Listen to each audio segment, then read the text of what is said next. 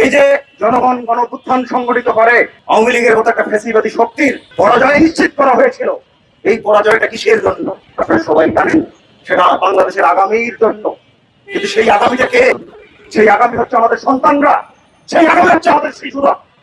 আজকে এই হামের মধ্য দিয়ে আমাদের শিশুদের জীবন হানির ঘটনা ঘটছে, আমাদের বন্ধু অভিভাবকদের আমরা হাহাকার দেখছি। সেই ছাত্র বন্ধুরা যখন সচিবালয়ে যায় তখন আমরা দেখছি কিভাবে বেধক ভাবে তাদেরকে মারধর করা হয়েছিল এবং তাদের নামে মামলা হয়েছিল। বন্ধুরা আমার, এই কি প্রথম? আপনাদের মনে আছে কিনা আমি জানি না, কারণ এখনকার মানুষের স্মৃতি অনেক কম কাজ করে। সেজান জুস, এই নারায়ণগঞ্জে একটা কারখানা ছিল, জুসের কারখানা। সেই জুস খায় কারা? শিশুরাই খায়। সেইখানে যখন আগুন ধরলো তখন আমরা দেখলাম সেইখানে 500 রোদে আমাদের শিশুরা মৃত্যুবরণ করেছিল।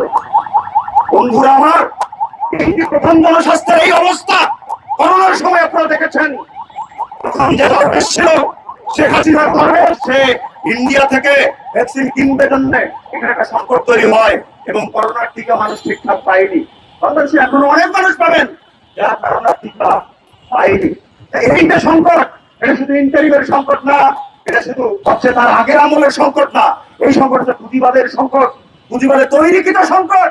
এবং এরা প্রত্যেকেই পুঁজিবাদের মুনাফা যে তৈরি করে তাদের পক্ষের সরকার, যে কারণে আপনাদের কাছে যা বড় মাতরের, আপনাদের যে সন্তান, আপনাদের কাছে যা আগামী, যার জন্য আপনি অফিসে যান, যার জন্য আপনি রিক্সা চালান, যার জন্য আপনি পাঠাও চালান, যার মুখের দিকে চেয়ে আপনি সমস্ত কিছু ভুলে যান, সেটা আপনার আবেগের বিষয়।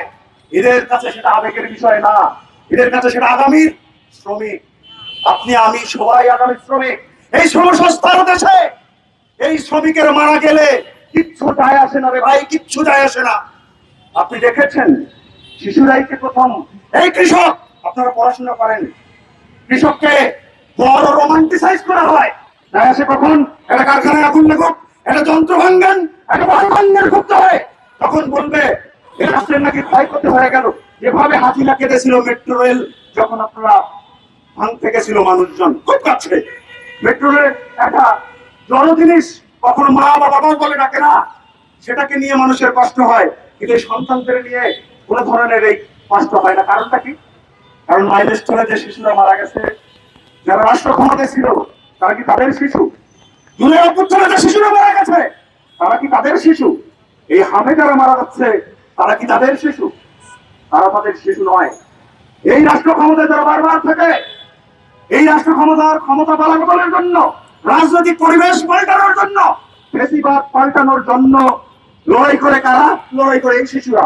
আগামী দিনে হাম থেকে বেঁচে ওঠে শিশুরা বড় হবে, তারা আরেকবার লড়াই করবে যদি কেউ স্বৈরাচার ফ্যাসিবাদ হয়। আমি তো অবশ্যই 54 বছর হিস্ট্রি এটা। তাই বলি বন্ধুরা আমার, এটা শুধুমাত্র একটা সরকারের ব্যাপার না, এটা একটা ব্যবস্থার ব্যাপার।